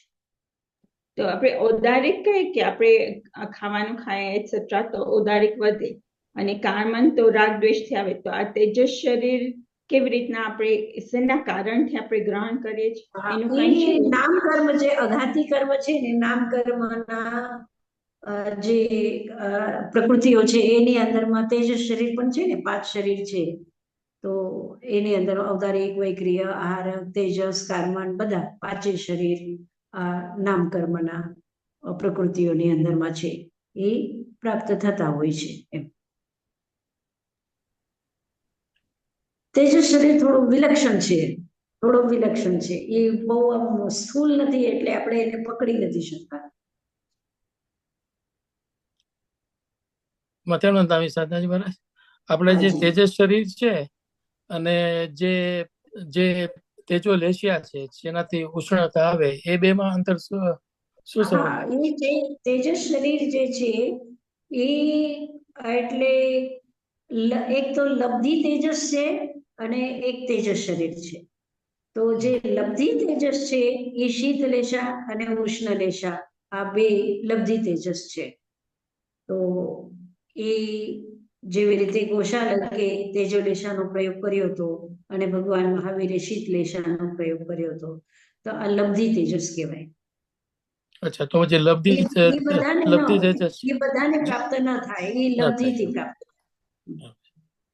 એમાં મુનિપણું હોય એવું સમજવું કે મુનિપણું હોય તો જ તેજસ લબ્ધિ થાય? જેને પણ એ લબ્ધિ પ્રાપ્ત થઈ હોય એ લબ્ધિથી થાય છે. કરી શકે. જી. સાધનાજી મહારાજ, એમાં લેશિયા શબ્દ કેમ આવ્યો? તેજો લેશિયા? હા, કારણ કે લેશા શબ્દ એના માટે પણ આવ્યું, એ જ્યારે ખરાબ ભાવ હોય. લેશા એટલે આ રાગ દ્વેષ યુક્ત જે આત્માના પરિણામ છે એને લેશા કહેવાય છે. તો જ્યારે ગુસ્સો આવે છે એના ઉપર જે તેજો લેશા ફેંકી હતી ઓલા એક સાધુએ, તો એને ખૂબ ગુસ્સો આવ્યો, કારણ કે ગુસ્સો આપ્યો તો અને એને કીધું કે ભાઈ તું આ જુઓ કેમ તું જુઓનું ઘર છે કે શું, એવી રીતે ગોસા લોકો એને ગુસ્સો કરાવી દીધું હતું. તો એ ગુસ્સાના કારણથી એને તેજોલેશા ફેંકી, અને એ ગુસ્સાના કારણથી ઘણા એવા ઉદાહરણો છે કે આખી નગરીને પણ જલાવી દે છે. 12 યોજન સુધી આ તેજોલેશાનો, આ લબ્ધિનો પ્રયોગ એ લોકો કરી શકે છે. 9 યોજન ચોડાઈમાં અને 12 યોજન લંબાઈમાં ત્યાં સુધી આ તેજોલેશા જાય, કારણ કે આટલી એ સમયમાં આવી નગરીઓ રહેતી હતી. મોટામાં મોટી નગરી એટલે 12 યોજનની નગરી એમ. તો એ 12 યોજન સુધી, એટલે આખી નગરીને ભસ્મ કરી શકે એવી લબ્ધિ આ તેજોલેશાની હોય છે. એ જ્યારે ગુસ્સામાં આવે ત્યારે જ તેજોલેશા નીકળે. અને જ્યારે કોઈને બચાવવું હોય તો શીતલેશાની. તો આ શીતલેશાનો નિશ્ચિત રૂપથી રાગ સંબંધ તો છે જ ને. તો રાગના કારણથી આ શીતલેશા અને દ્વેષના કારણથી આ તેજોલેશા નીકળે છે. મતેનો નામે સદાજી મહારાજ, જ્યારે ગૌશાલા ઉપર મુનિએ તેજોલેશા ફેંકી હતી ત્યારે મહાવીર પ્રભુએ એની રક્ષા કરીને શીતલેશિયાથી એની રક્ષા કરેલી. અને એના ઉપર જ મહાવીર પ્રભુ ઉપર જ એને તેજોલેશા પાછી ફેંકી.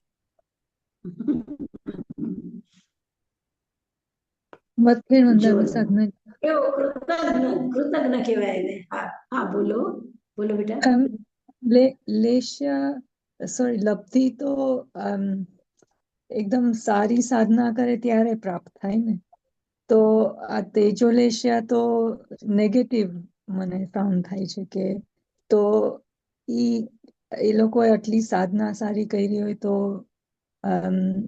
ગુસ્સામાં કેવી રીતના એ લોકો એમ કરી શકે? તો એ લોકોના કર્મ બંધ ખરાબ થાય ને વધારે, આટલી મહેનત કરીને લબ્ધિ પ્રાપ્ત કરી હોય. એ લબ્ધિ પ્રાપ્ત કરીને અને સારું કામ પણ કરી શકે છે, અને લબ્ધિ પ્રાપ્ત કરીને ખરાબ કામ પણ કરી શકે છે. આપણું શરીર આપણને સારું મળ્યું છે, આપણા હાથ પગ આપણને સારા મળ્યા છે, તો આ હાથથી આપણે કોઈને ચાટો પણ મારી શકીએ ને. તો આ પુણ્યના ઉદયથી જ મળ્યું છે ને. સારો હાથ મળ્યો છે આપણને, પુણ્યના ઉદયથી મળ્યું છે. પણ આ હાથનો જે ઉપયોગ આપણે કરીએ છીએ એ ખરાબ કામ માટે પણ કરી શકીએ છીએ. તો એ ઉપયોગની વાત છે કે જ્યારે એને ગુસ્સો આવે છે તો એ ખરાબ ઉપયોગ કરે છે, સારો પણ ઉપયોગ કરી શકે ને. એ જ લેશા શીતલેશાના રૂપમાં પણ પરિવર્તિત થઈ શકે છે, પણ એ લેશાને એ કૃષ્ણ લેશાના રૂપમાં પરિવર્તિત કરે છે. ગુસ્સામાં ગલત પ્રયોગ કરે છે. Thank you. I think Bijalben એમ કહેવાનું મારા મગજમાં એક ક્વેશ્ચન આવ્યો હતો, તમે આટલી બધી સાધના કરી હોય તો એ સાધના કરો તો સાધનામાં ઓટોમેટિક તમારા રાગની દ્વેષ ઓછા ના થવા જોઈએ? નહીં તો કઈ સાધના, તપ જ કર્યું છે ખાલી? હા, તપ કર્યું છે, સાધના કર્યું છે કે તપ કર્યા પછી જે આપણને મળે, જેવી રીતે મેં હાથનું ઉદાહરણ આપ્યું, તો એવી જ રીતે જે પુણ્યના પ્રતાપથી આપણને લક્ષ્મી પણ મળી, આપણને સારામાં સારી બધું વસ્તુ મળી, પણ એ સાધન રૂપે આપણે ગલત પણ ઉપયોગ કરી શકીએ ને. ઘણાની બુદ્ધિ બહુ સારી હોય, બહુ તેજ બુદ્ધિ હોય, તો એ તેજ બુદ્ધિ શેમાં વાપરે? ખડરાગ કરવામાં. ષટ એટલે કે કેવી રીતે એને નીચે પાડવું, કેવી રીતે પોતાનું નામ સામે ન આવે, અને બીજા થ્રુ કેવી રીતે એને આપણે દુઃખ આપી શકીએ, એના માટે પણ બુદ્ધિનો ઉપયોગ કરો છો. તો બુદ્ધિ તો સારા કારણથી, ખૂબ પુણ્યના ઉદયથી અને ખૂબ જ્ઞાનની આરાધના કરવાથી આપણને આ બુદ્ધિ સારી મળે છે, પ્રજ્ઞા મળે છે. પણ એ પ્રજ્ઞાનો ઉપયોગ આપણે એવી રીતે ખરાબ કામમાં પણ કરીએ છીએ. આપણે જોઈએ છે આ દુનિયામાં એવું થાય છે. એટલે સાધના માસ્ટર માઇન્ડ કહેવાય છે, ઘરમાં બેઠો છે અને એ દૂર દેશમાં જઈ અને ત્યાં કોઈના થ્રુ એ કોઈને મારી નાખે છે. આ માસ્ટર માઇન્ડ છે ને. મને થયું સાધના એટલે કે તમે તમારા રાગ ને દ્વેષ ઉપર કામ કરો, ઈ સાધના કહેવાય. હા, વાસ્તવમાં એ સાધના તો એ જ છે. હા પણ એ સાધનાનો પણ આપણે ગલત ઉપયોગ કરીએ. ઘણા લોકો એવી રીતે સાધના કરતા હોય કે જે કાળી વિદ્યા પ્રાપ્ત થાય એ લોકોને, હમ. જેને કાળી વિદ્યા આપણે કહીએ છીએ. એ બેઠા હોય, ઘણો ઉપવાસ કરે, મોટા લાંબા લાંબા ઉપવાસ કરે અને કાલીને પ્રસન્ન કરે, કાલી માતાને, અને પછી એ ફલ શું, તો બસ ઓલો મારો શત્રુ ખતમ થઈ જાય, એવી રીતને. તો સાધનાજી મહારાજ મિથ્યાત્વી તપ કરે ને એને લબ્ધિ પ્રાપ્ત કરે તો એ પ્રમાણે એવી રીતના યુઝ કરશે ને? હા હા, એ જ હા મિથ્યા ભાવમાં. હા. અને સાધનાજી મહારાજ અત્યારે બોલો. જે પણ જીવ તપ કરતો હોય એનો આશય સાચો હોય કે ખોટો હોય એ તો ઈ જ જાણે ને, કારણ કે એને કઈ બીજું પ્રાપ્ત કરવું હોય, સારું કે ખરાબ, એના માટે એ તપ કરતા હોય. હા હા હા, બીજાને નહીં ખબર પડે. હમ. સમ્યક્ત્વ પણ બીજાને ના ખબર પડે કે સમ્યક્ત્વ છે કે નહીં, એને આપણે ના નક્કી કરી શકીએ. પોતાને જ ખબર જી. પડે, પોતાને જ ખબર.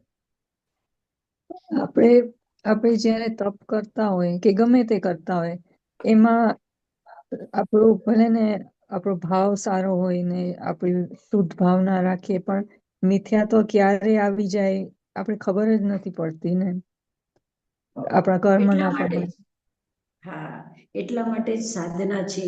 હંમેશા જાગૃત રહેવાનું, હંમેશા જાગૃત રહેવાનું, હંમેશા પ્રભુ ભક્તિમાં રહેવાનું, હંમેશા સાચા શાસ્ત્રોની, સત્શાસ્ત્રોનો અભ્યાસ કરવાનો, અને એ મનને સારા કામમાં આપણે લગાડતા રહીએ.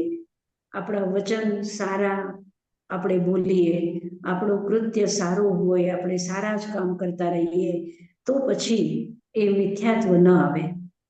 મિથ્યાત્વ એટલે આપણે જેટલું સંવર કરીએ, તો સંવરનો મતલબ શું? રસ્તાને, એ કર્મના રસ્તાને આપણે રોકીએ. મિથ્યાત્વની જે આવવાની સંભાવના છે જ્યાંથી, એ રસ્તાને આપણે રોકીએ, એ સંવર કહેવાય. સંવર તો સંવર શેનાથી થાય? તપથી, જપથી, સ્વાધ્યાયથી, સારા કાર્યોથી એ આપણે સંવર કરીએ છીએ અને એને રોકવાની કોશિશ કરીએ છીએ. બરોબર? હાજી. હા હા, રીતાબેન, હવે આપણે પ્રશ્ન પૂછવાનો છે. હા સાધનાજી જલ્દી મહારાજ. જલ્દી એક પ્રશ્ન કરી દઈએ, ટાઈમ તો થઈ ગયો છે. હા હા, બીજલબેન વર્ષી તપ કરે છે, સાતામાં છે ને બીજલબેન તમે? હા, દેવગુરુ વર્ષી તપ પ્રસાદ છે ને? હા આજે શું છે બીજલબેન? આજે શું છે તમને? તપાસ છે. હા, સાતા છે. દેવગુરુ પ્રસાદ. હાજી. પેલું પ્રશ્ન છે પરમ પરમ સૂક્ષ્મમ, એમાં સૂક્ષ્મનો મતલબ શું છે? પ્રતિભાબેન? મથેણ વંદામી સાધનાજી મહારાજ, એટલે આ શરીરમાં પૂર્વના શરીરથી પછીનું શરીર અધિક સૂક્ષ્મ છે, એ આખા આનો મિનિંગ થાય પરમ પરમ સૂક્ષ્મ. યા તો અહીં સૂક્ષ્મનો અર્થ સઘનતા ઓર ડેન્સિટી શેની કે પૂતગલના જે હોય, પૂતગલ એ એકદમ ક્લોઝ લીટ હોય, અને જેમ આપણું શરીર ઓદાયિકમાંથી આહારક ને બીજામાં જાય, બીજા શરીરમાં, એમ એ પૂતગલના જે સ્કંધો છે એ પણ એકદમ સૂક્ષ્મ થઈ જાય અને એકદમ પાખા હોય, ઘાટા થવા માંડે. ઘાટા થાય એટલે નાના શરીરમાં પણ આટલા બધા સમાઈ જાય. એનો અર્થ મેં સૂક્ષ્મ કર્યો છે. હા, બરોબર છે. બીજાને કોઈને કઈ કેવું છે આ સૂક્ષ્મમાં? જેમ સૂક્ષ્મ થતું જાય એમ ઘાત ઓછો થતો જાય, લાઈક એ લોકોને ઓબ્સ્ટ્રક્શન ઓછું આવે. ઔદારિક ને વધારે હોય, પણ જે કર્મ છે એને તો ઓબ્સ્ટ્રક્શન જ નથી, એવી રીતના સટલ થતું જાય. ઔદારિકનો જ અર્થ છે સ્થૂલ. ઔદારિકનો અર્થ તો સ્થૂલ જ છે, એટલે એ આપણે ઇન્દ્રિયોથી જોઈ શકીએ છીએ, એને આપણે ગ્રહણ કરી શકીએ છીએ. પણ એના પછીના જે શરીરો છે એ શરીરો વૈક્રિયને કદાચ આપણે કોઈ વખત, કારણ કે વૈક્રિય શરીર કરવા વાળા જે દેવતા છે એની ઈચ્છા હોય દેખાડવાની તો એ દેખાડવાની કોશિશ કરે તો આપણને દેખાય, અન્યથા વૈક્રિય શરીર પણ આપણને ન દેખાય, આહારક શરીર પણ આપણને ન દેખાય. અને તેજસ અને કાર્બન તો છે જ સૂક્ષ્મ. તો મારો કહેવાનો મતલબ છે કે સૂક્ષ્મમાં શું શું છે એવું કે આપણે વૈક્રિયને પણ સૂક્ષ્મ કહીએ છીએ, આહારકને પણ સૂક્ષ્મ કહીએ છીએ, તેજસને પણ સૂક્ષ્મ કહીએ છીએ અને કાર્બનને પણ સૂક્ષ્મ કહીએ છીએ. જ્યારે કે આપણને ખબર છે કે તેજસ અને કાર્બન અત્યંત અત્યંત અત્યંત સૂક્ષ્મ છે અને વૈક્રિય શરીર અને આહારક શરીર એટલો સૂક્ષ્મ નથી, છતાં પણ આપણે એને સૂક્ષ્મ કેમ કહીએ છીએ? મારો પ્રશ્ન ત્યાં છે. એ આપણે જોઈ નથી શકતા એટલે આપણે તરત, ભલે ને વૈક્રિય શરીર તો ઓફકોર્સ દેવ દેવતાને દેખાડવું હશે તો જ આપણને દેખાડશે, નહીં તો ઓળખા પણ સાવ જ સૂક્ષ્મ થઈને આવે તો આપણને ખબર ના પડે. અત્યારે ઘણી જગાએ દેવ દેવતા ફરતા હોય પણ આપણે કોઈ દિવસ જોવામાં નથી આવતા, અને આહારક શરીર વાળાનું એક તેજ નીકળે એવી રીતના મેં સાંભળ્યું છે કે એક તેજ નીકળે અને એટલું નાનું હોય એ શરીર, એ આપણે જલ્દીથી નોટિસ જ ના કરીએ, એટલે હશે એ પણ આ જ કેટેગરીમાં, જેમ કાર્બન ને તેજસ શરીર છે કે ઓળકા એકદમ એકદમ સૂક્ષ્મ હોય છે કે આપણે જોઈ ના શકીએ, એવી રીતના આ પણ આપણે રિયલી સ્પીકિંગ કઈ જોઈ નથી શકતા. સાધનાજી મહારાજ. હા હા, એ અપેક્ષા ભેદથી છે સૂક્ષ્મ, અપેક્ષા ભેદ એટલે એનાથી આ સૂક્ષ્મ, એનાથી આ સૂક્ષ્મ, એનાથી આ સૂક્ષ્મ, એનાથી આ સૂક્ષ્મ, એવી રીતનો છે. તો હવે સૂક્ષ્મની પણ કેટેગરી, જેવી રીતે અસંખ્યાતની કેટેગરી અલગ છે, અનંતની કેટેગરી અલગ અલગ છે, અનંતની અનંત કેટેગરી છે, તો એવી જ રીતે આ સૂક્ષ્મની પણ કેટેગરી અલગ અલગ છે. અને બધામાં એક વાત તો છે કે સૂક્ષ્મ છે, આપણે જોઈ નથી શકતા નિશ્ચિત રૂપથી. આહારક શરીરને પણ આપણે જોઈ નથી શકતા. જ્યારે કે છે કે મૂઠ હાથ એટલે આપણા કુનીથી લઈ અને નાની આંગળી જે છે, લિટલ ફિંગર જે છે, એ ત્યાં સુધીનો આટલો મોટો એ આહારક શરીર હોય છે. પણ એ આહારક શરીર આ ઔદારિક શરીરમાંથી જ ઉત્પન્ન થાય છે. એ માથામાંથી નીકળે છે, કોઈ કહે છે કે તાલુમાંથી નીકળે છે, આપણા મોઢાની જે ઉપરનો ભાગ છે ત્યાંથી નીકળે છે, અને એ અંતર મુહૂર્તમાં પાછો ઔદારિક શરીરમાં ભેગું થઈ જાય છે. પણ એ જે શરીર છે એ કપૂરની જેમ સફેદ હોય, દૂધની જેમ સફેદ હોય, ચાંદની જેમ સફેદ હોય, અને મૂંઢ હાથનો પૂતળો કહેવાય છે. એને આંખ, નાક, કાન બધું હોય છે, તે છતાં પણ આપણને દેખાતું નથી આપણા સામે. એટલે સમજો કે તમે કોઈ મુનિને એવી રીતે આહારક શરીર જેની લબ્ધિ પ્રાપ્ત છે એવા મુનિ પાસે તમે ગયા અને તમે કંઈક પ્રશ્ન પૂછો એ મુનિને, અને એ મુનિને એ પ્રશ્નનો જવાબ ન આવડતું હોય, કદાચ એને નહીં ખ્યાલમાં હોય, ઉપયોગ ન લાગતો હોય, તો પછી એ તરત જ પોતાના શરીરમાંથી મૂંઢ હાથનો પૂતળો કાઢે છે અને જ્યાં તીર્થંકર બિરાજમાન હોય ત્યાં એને મોકલે છે. એક અંતર મુહૂર્તની અંદરમાં એ પૂતળો જવાબ લઈને પાછો એ શરીરમાં, એ મુનિના શરીરમાં પાછો પ્રવેશ કરે છે. આપણને કાંઈ ખબર નથી પડતી, એના સામે જ બેઠા હોય આપણને, તો એ એક મુહૂર્તની અંદરમાં એ આંખ ખોલે છે અને આપણને જવાબ આપે છે. તો આપણને એમ લાગે છે કે એ જ પોતે જવાબ આપે છે. આ બધી પ્રક્રિયા જે અંદર થઈ મૂંઢ હાથની આ આહારક શરીરની, એ આપણને ખબર ન પડે. તો કહેવાનો મતલબ છે કે એ શરીરનો આ સ્થૂળ રૂપ બતાવ્યો છે કે એને આંખ, નાક, કાન છે અને મૂંઢ હાથનો એ પૂતળો છે, સફેદ કલરનો છે, છતાં પણ એ ઇનવિઝિબલ છે, અને એ પણ તેજસ અને કાર્બન શરીરની જેમ અપ્રતિઘાતી છે. અવ્યાઘાતી કે છે ને, એક સૂત્ર છે ને તત્વાર્થમાં, શુભમ વિશુદ્ધમ અવ્યાઘાતી ચાહારકમ. તો અવ્યાઘાતી છે એટલે એનો એ પોતે કોઈનાથી ટકરાતો નથી અને કોઈ એને ટક્કર મારી શકતો નથી. એવી રીતની એ એક શક્તિ છે આહારક શક્તિ. તો એ પણ સૂક્ષ્મ છે, એ પણ સૂક્ષ્મ છે. અને એના કરતા પણ સૂક્ષ્મ છે તેજસ, અને તેજસ કરતા પણ સૂક્ષ્મ છે કાર્મણ. તો આ અપેક્ષા ભેદ છે સૂક્ષ્મની. સૂક્ષ્મની એક કેટેગરી નથી. જે આહારક શરીરની, વૈક્રિય શરીરની સૂક્ષ્મતાની કેટેગરી છે એવી આહારક શરીરની કેટેગરી નથી. આહારકની જેવી છે એવી તેજસની નથી, અને તેજસની જેવી છે એવી કાર્મણની નથી. બરાબર છે? ભરતભાઈ શું કહે છે?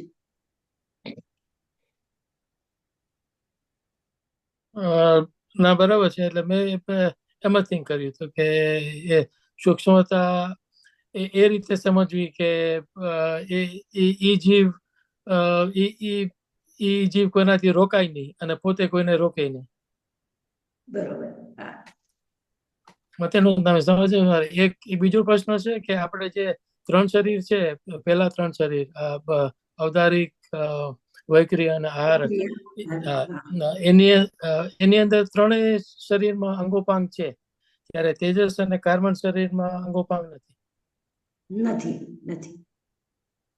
બરાબર. હા, બરોબર છે. સાધનાજી મહારાજ, મથે વંદામી, આપણે એમ કહી શકીએ કે આપણે આ 3 શરીર, આહારક, વૈક્રિય ને ઔદારિક, વૈક્રિય અને આહારક, આપણે એકદમ જાગૃતિ કે આપણે એકદમ ઉપયોગ લગાડીએ, લાઈક આહારકમાં ઉપયોગ લગાડીએ તો આપણને દેખાય એવું હોઈ શકે? ના, એ સૂક્ષ્મ છે એટલે નથી દેખાતું. એ વૈક્રિય શરીર ત્યારે દેખાય જ્યારે કે વૈક્રિય શરીર કરવા વાળાનો ભાવ હોય કે તમને દેખાય તો જ એ દેખાશે. ભલે તમે 25 જણા ત્યાં બેઠા હોય અને એની ભાવના એવી હોય કે એક પર્ટિક્યુલર એક વ્યક્તિને જ દેખાવાનું છે, તો એ એક વ્યક્તિને દેખાશે ને બીજા બધાને નહીં દેખાય. Okay, thank you. આપણે કે આપણે જોઈએ નહીં, પણ આમ બધા ઇન્દ્રિય ગોચર જ ના હોય, એમ બધા ઇન્દ્રિય થ્રુ જ આપણે ના એ સેન્સ કરી શકીએ, એમ હોય વૈક્રિય શરીર. શું? હા, એટલે બધા ઇન્દ્રિય, એની સ્મેલ હોય તો આપણે સ્મેલ ના કરી શકીએ, એમ? ના. એ સૂક્ષ્મતા એટલે શરીરની જ સૂક્ષ્મતા નહીં, આહારક શરીરની સૂક્ષ્મતા તો એના સ્મેલની પણ સૂક્ષ્મતા છે ને, સ્પર્શ, રસ, ગંધ, રૂપની પણ સૂક્ષ્મતા છે. એને બધું જ સ્પર્શ પણ ના થાય આપણને. હા, ના થાય.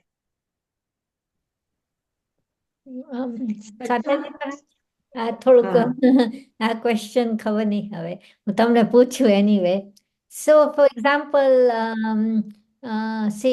દેવતા છે ફોર એક્ઝામ્પલ, એલાકાની શરીર વૈક્રિય શરીર હોય તો એમાંય અંગોપાંગ છે, પણ એ ઔદારિક શરીર નથી, વૈક્રિય શરીર છે. દેખાય આમ જ ઔદારિક શરીરની જેમ જ દેખાય, પણ છે બરોબર. અચ્છા, ઓકે.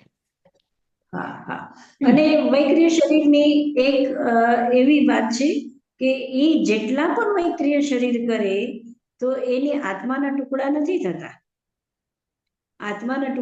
થતા. જેવી રીતે હરિણગમિષી દેવતા મહાવીરના ગર્ભાંતરણ કરવા માટે આવ્યા તો એ પોતાનું શરીર તો એનું ત્યાં જ છે, હરિણગમિષી દેવતાનું જે ઓરિજિનલ શરીર વૈક્રિય શરીર છે એ ત્યાં જ છે. પછી એ ઉત્તર વૈક્રિય શરીર કરે છે, એટલે બીજો શરીર ધારણ કરે છે. પણ એ શરીરમાં પણ આત્મ પ્રદેશોની જે લગાતાર એના સાથે જ છે, જ્યાં સુધી જાય છે ત્યાં સુધી એની રેન્જ આપણે કહી શકીએ, આપણા પાસે શબ્દ નથી એના, તો આપણે એની રેન્જ કહી શકીએ કે આ શરીર સમજો કે અહીંયા બિરાજમાન છે અને એ શરીર જાય છે દૂર, તો જ્યાં સુધી જાય છે તો આત્માની રેન્જ ત્યાં સુધી ફેલાય છે. કારણ કે આત્માના જે અસંખ્યાત પ્રદેશ છે એ સંપૂર્ણ લોકાકાશમાં ફેલાય એટલા છે ને. કેવલી સમુદ્રઘાત કરે ત્યારે આખા લોકાકાશમાં એ સમુદ્રઘાતના આત્મપ્રદેશો ફેલાય છે. તો વૈક્રિય શરીર એવું છે અને એ આપણને ન દેખાય. એની સાથે તેજસ ને કાળમાં ને ફેલાય.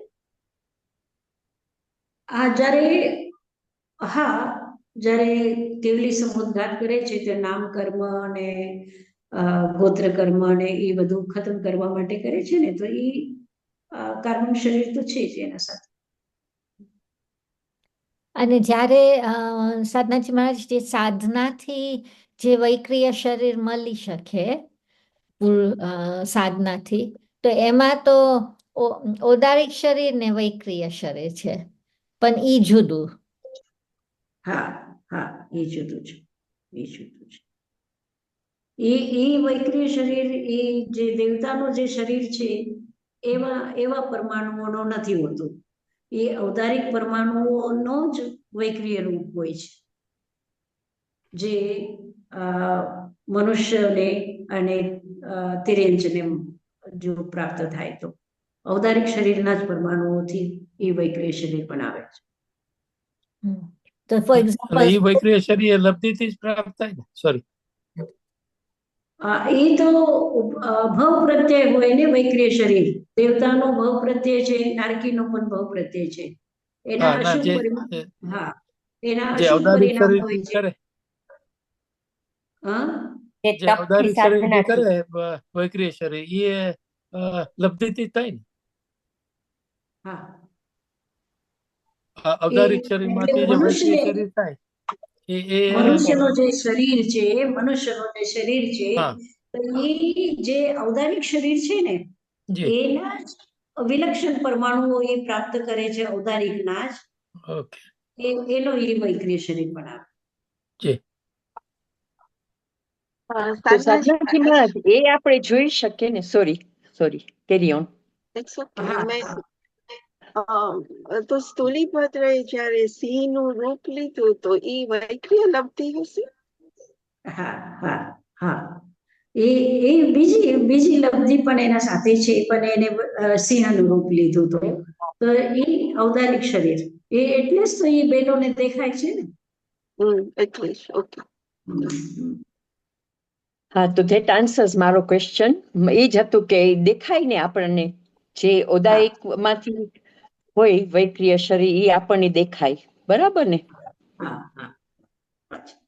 એમને દેવતાનું વૈક્રિય હોય તો તમે કીધું ને કે એ તો દેવલોકમાં બેઠા હોય, પણ 5 જગ્યાએ એવા એના શરીર મોકલે.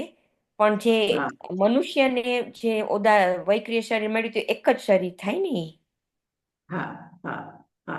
એક પણ થાય, વધારે પણ થાય, જેવી એની લબ્ધિ એ પ્રાપ્ત કરતો હોય એવી રીતે કરી શકે. ઓકે. અને વૈક્રિય શરીર લબ્ધિ વાળા જે દેવતા છે એને એનું જ મન હોય દેખાડવાનું. તો જેવી રીતે યુદ્ધ ભૂમિમાં એમ કે છે કે સેંકડો સૈનિક પેદા કરે છે અને પછી શત્રુને એ બધા દેખાય છે, તો પછી શત્રુ ડરી જાય છે અને એવી રીતે એને વિજય મેળવી લે છે. એવા આપણે કહાનીઓમાં સાંભળીએ છીએ. સાધનાજી મહારાજ એક લેસન લેજો ને લબ્ધિ ઉપર, કેવી લબ્ધિ હોય. પ્રાપ્ત કરવી છે બધી લબ્ધિઓ તમને આજે. ઠીક છે. હા, અચ્છા. આજે હવે આપણો ટાઈમ થઈ ગયો છે, તો જય જિનેન્દ્ર.